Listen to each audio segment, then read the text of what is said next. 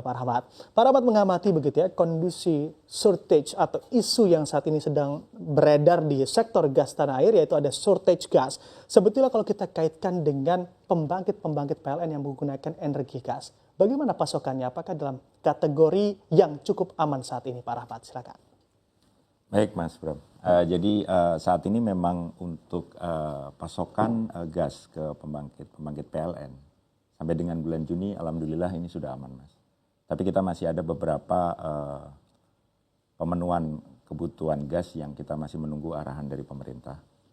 Jadi untuk bulan Juli sampai dengan Desember kita masih menunggu arahan dari pemerintah. Ada beberapa sedikit tambahan pasokan yang kita butuhkan.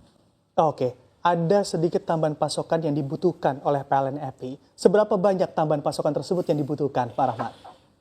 Jadi kalau berdasarkan perkiraan kita mungkin dari bulan Juli sampai Desember kita masih menunggu arahan pemerintah untuk pemenuhan 16 sampai 20 kargo LNG supaya kita bisa memastikan pasokan listrik berjalan dengan aman.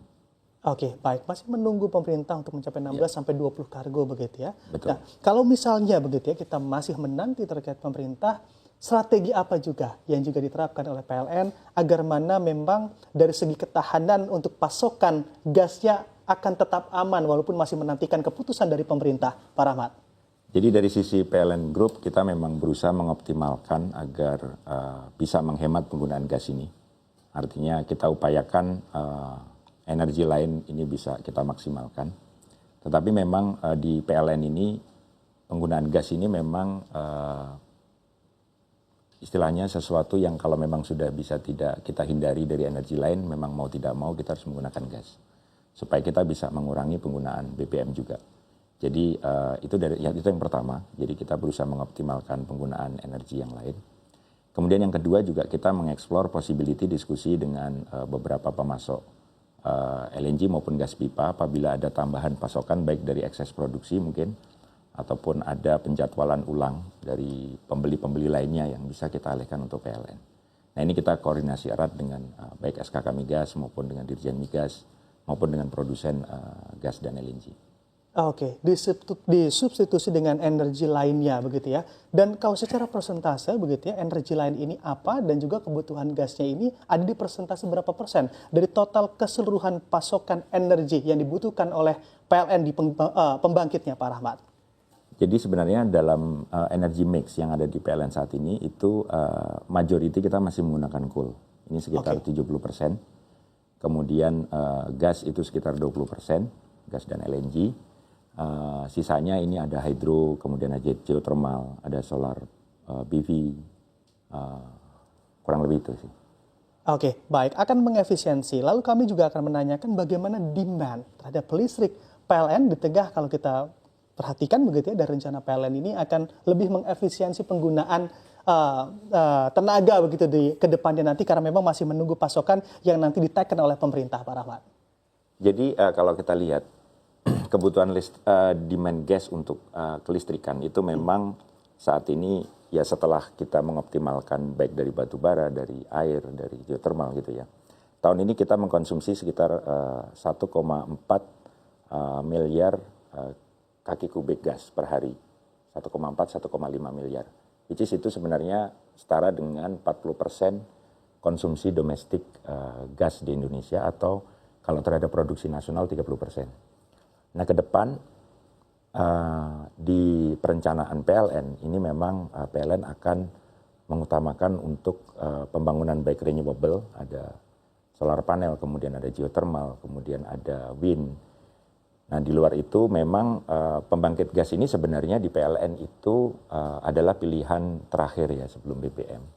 Artinya pembangkit gas ini memang punya karakteristik di mana dia memiliki sifat yang fast respon.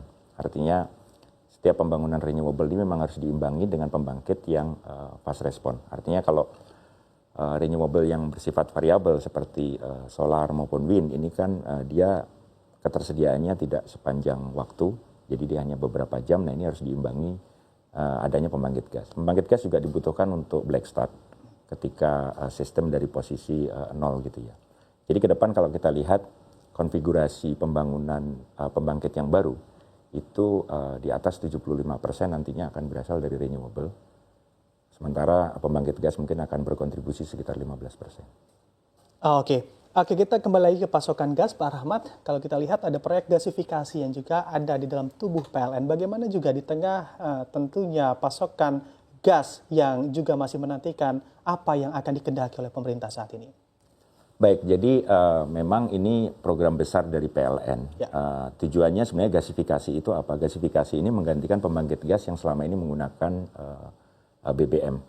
Jadi harapannya nanti dengan gasifikasi ini berhasil, ini kita bisa mengurangi penggunaan BBM, otomatis mengurangi impor BBM, dan juga ada efisiensi dari sisi pembangkitan, biaya pokok pembangkitan, karena lebih murah gas, dan gas ini sebenarnya kan berasal dari dalam negeri, karena kita memiliki cadangan yang bisa dieksploitasi ke depan.